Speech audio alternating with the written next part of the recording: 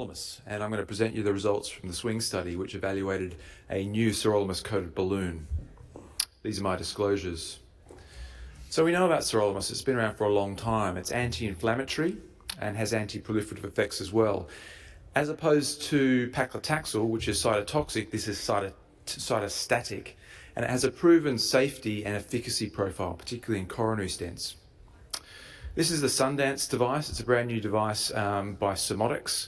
Surmodics are involved in making the coatings for most of the balloon technology that's out there, so that they're very good at that aspect.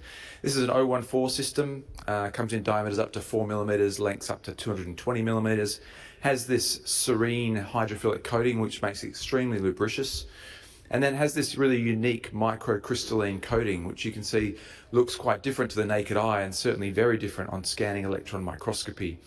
Here's a blown up image of it. It's quite opaque. It's very uniform. The microcrystalline structure looks very different on SEM compared to standard sirolimus coated balloons competitors. Importantly, the tissue drug levels in this device are extremely high. Much higher than the competitor products. You can see at initial implantation, the tissue drug concentration is 1,000 times therapeutic threshold, and it persists well out beyond 90 days. So these are the results of the SWING study. SWING was a prospective multi-center single-arm feasibility study designed to evaluate patients with infrapopliteal disease with lesion lengths up to 230 millimeters. It was conducted in 8 sites within Australia, New Zealand and Europe, and enrolled 35 subjects. These were mostly Rutherford 4 and 5. We did include Rutherford 3, but capped that number at 20%. We were looking at de novo or restenotic non-stented lesions, and each had to be greater than 70% by visual estimate. You could treat up to 2 distinct lesions, or the same lesions, but the maximum length was 230 millimeters. And of course, you had to have dealt with the inflow successfully before you did the procedure and have good outflow to the foot. I'm going to present the intention to treat and the per protocol analysis. The per protocol analysis is particularly important for this study because it was conducted during COVID, and there were 6 patients that did not return for their follow-up angiogram, which was the primary efficacy endpoint. And there are also a couple of gross protocol deviations which shouldn't have been enrolled. So I'm going to focus on those results primarily. Here you can see the baseline demographics. Most of these patients, a significant proportion of these patients were smokers. The majority had type 2 diabetes, and most of them were in the categories, Rutherford categories 4 and 5.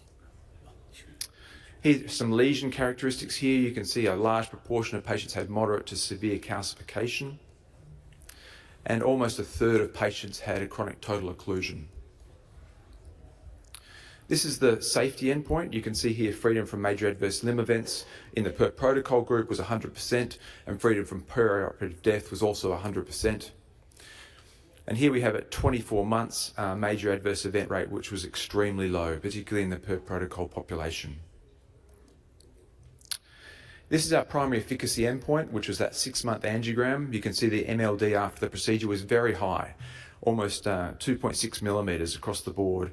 And although the late lumen loss was not insignificant at 1 millimeter, you can see here it compared very favorably to other drug-coated balloon studies in the below-the-knee space. A very high MLD to start with, and then a persistent MLD at 6 months, which was really impressive. And this translated to a binary stenosis rate of 34.4%, which again compares very favorably to past trials. Here we have the target lesion primary patency at 24 months. So this is the first time this has been presented. Last year I presented an 80% number at 12 months. It's now 71.4% at 24 months. Again, very good for the BTK lesions. And this was pleasingly accompanied by very good clinical results that were persistent in terms of Rutherford category improvement out to 24 months. We also reported patient-reported outcome measures, and you can see these were consistently and ongoingly improved out to 24 months as well.